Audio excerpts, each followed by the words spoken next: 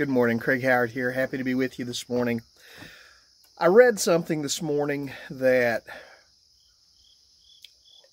I normally, I study in the mornings and I run across something that is something I want to share. And I normally don't just read things to you. I study and I find things and I read things, I share things, but I normally don't just read things to you. But I read this testimony from a doctor this morning, and because I'm on our local coronavirus task force, and I get the reports every night of how many new cases of coronavirus we have and in our county and so on and so forth.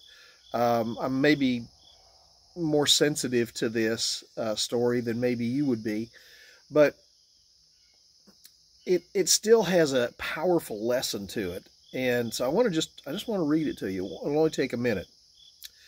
They say that an ounce of prevention is worth a pound of cure, but for one doctor, the cost of lacking such prevention is much more costly. In fact, it's costing people their lives. Dr. Brittany Kobia is at Grandview Medical Center in Birmingham, and she's been treating coronavirus patients, some who are vaccinated, some who aren't.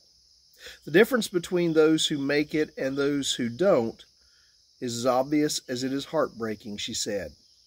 I'm admitting young, healthy people to the hospital with very serious COVID infections. One of the last things they do before they're intubated is beg me for the vaccine. I told them, I hold their hand and tell them I'm sorry, but it's too late. As of July 2021, the state of Alabama had the lowest vaccination rate in the nation. That has now changed. West Virginia has the lowest vaccination rate in the nation. Because of the rise of the Delta variant, Alabama hospitals are experiencing a dramatic surge in COVID-related hospital visits. And according to Dr. Kobia, deathly sickness in someone's inner circle is the only thing that will get folks to consider taking the vaccine. A few days later, when I call time of death, I hug their family members and tell them the best way to honor their loved ones is to get vaccinated and encourage everyone they know to do the same. They cry, and they tell me they didn't know. They thought it was a hoax. They thought it was political.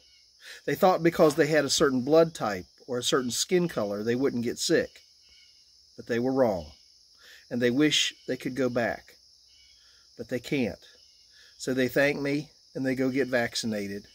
And I go back to my office, write a death note, and say a prayer that this loss will save more lives.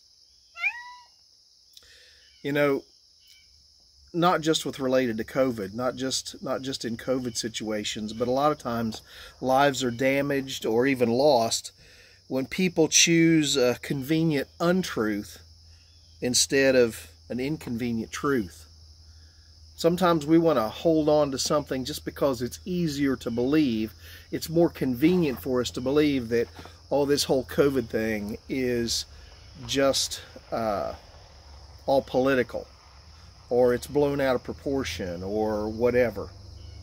And people do that in other areas of their spiritual life too. Well, I really don't need to have a relationship with Christ. I really don't need a walk with God. As long as I'm a good person, they look around at Christians and they say, I'm as good as they are. I'm as good a person as they are. And that's a convenient truth. It's inconvenient to give your life to Christ, they feel. It's inconvenient to develop a relationship with God. It's inconvenient to spend time in the Word and grow in your walk with Him. Some refuse to take heed of what's really going on until the danger is imminent. I've had people come to me and say, will you please go see my dad, or will you please go see my uncle, or whoever, they're really, really sick, and can you talk to them about their faith because they've never had a walk with God?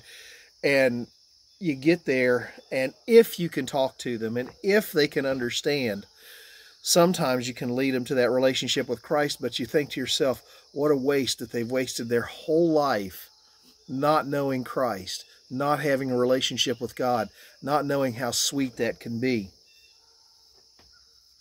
The time to act with prudence is before things get dangerous, before things get out of control, before things get desperate, both with respect to the coronavirus, but also, especially, with respect to your walk with God.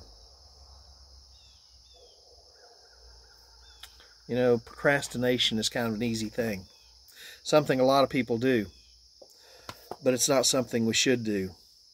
The Bible says in 2 Corinthians chapter 6, verse 2, it says, "For he says, in the time of my favor I heard you, and in the day of salvation I helped you.